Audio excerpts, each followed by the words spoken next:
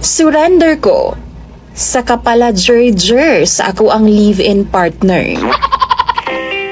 Maayong adlaw kanimo DJ Sam, ingon man sa imuha mga tigpaminaw. Ako si Celine.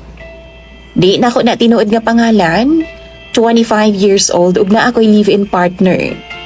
Tawagon na lang nato siya sa pangalang Dodong. Same rapod mi og pangidaron DJ Sam. Kini si Dodong, magtuig na miani nga magkauban diri sa Davao City. Usa ko ka single mom DJ Sam ug siya ulitaw. Nagkaila ra miani DJ Sam sa online. Nagchat-chat ming duha. Kini siya gapanguyab gyud sa ako sa una sa chat. Pero tungod kay di lagi ko musugot nga panguyaban lang ko sa chat, mao tong nagkita gyud mi sa personal. Taga Davao ra pud ni siya DJ Sam. Ako pod taga Davao ra man pud ko. Ako siyang giingnan DJ Sam nga buwag na mi sa akong bana tapos naami usa ka anak. Seloso kay siya DJ Sam. Strikto kaayo siya nako.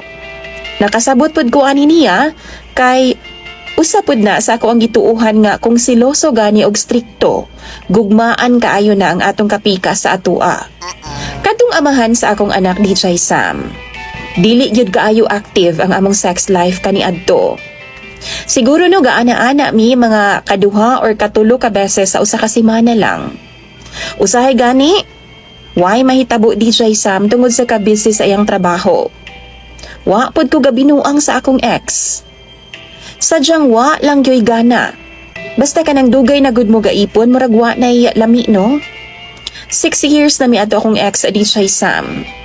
Ug wa gyud masundan ang akong anak kaysa ako nang gikaingon, dili active ang akong bana sa sex. Di na nako patason ang akong storya.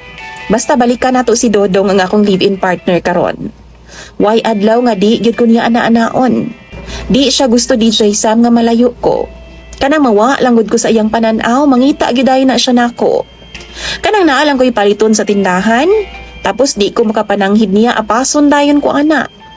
Usahay mao pa hinungdan sa among lalis kay sobraan ra pud kaayo ka strikto. Kani si Dodong DJ Sam na bag-uhan gyud ko ani niya. Wa man ko'y experience gyud nga daghan kog kaagi sa mga lalaki kaniadto. Ug kini si Dodong naa na jud siya daghan nga experience sa mga babay. Naa na pud siya ex DJ Sam nga sama nako single mom. Mangutana ko sa inyoha mga viewers ba? Normal ba ning bago siya musud sa trabaho ana-anaon kunya daan? Unya, naay panahon nga mag half day lang jud siya sa trabaho para mo kigig lang yun nako. Naapektuhan yun ang iyang pagpanarbaho kay kana laging higal yun kaayo siya DJ Sam. Maupod na'y rason nga matanggal gid taon siya sa iyang trabaho sa una. Unya inig uli niya gikan trabaho, mukapyot giday na siya sa kuha. Inigdayong tulog, mangunghit na pud na siya kay mag-ana-ana na pud ming duha. Bisan reglahon ko DJ Sam, di gyud na siya papugong. Di na siya kaantos nga di makahandos sa akua. Naabot na sa punto nga makahuna-huna ko no nga di magsilbi kung LDR ming duha. Kay basin pangitaon niya sa lain ba kung wa ko sa iyahang tapad. Ako siyang giingnan nga magbuwag na lang ni oy, pero di gyud siya musugot. Di daw niya kayang mawa ko sa iyang kinabuhi. Niabot ko sa punto DJ Sam. Nasuko na iyang pamilya nako, kay gihimo na daw kong kalibutan ni Dodong. Mahal man ako si Dodong, may duda ana. Pero usahay, wa na ko'y time sa akong kaugalingon. Dili na ko maka-express akong kaugalingon sa ubang butang. Kay gusto niya, kami na lang mang duha pirmi ang mag-uban. Dihang naging kami ni Dodong DJ Sam, ginalikayan na niya ang iyang mga barkada. Iyahang pamilya. Ug maupod na ang iyang gusto nga buhaton nako. Niabot pod sa punto DJ Sam nga maura pod na ang among awayan. Kay usahay no kapuya, nagkaayo ko nga pirmi na lang ana-anaon ni Dodong. Manghapdos na guning akong giti DJ Sam, ginandos niya. Sigig kuri-kuri niya. Tambagi daw ko bi, unsay buhaton nako ning akong sitwasyon karon. Ning akong live-in partner.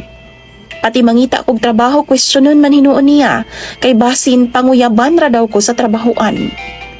Palihog daw bi, tambagi daw ko ninyo bi sa comment section.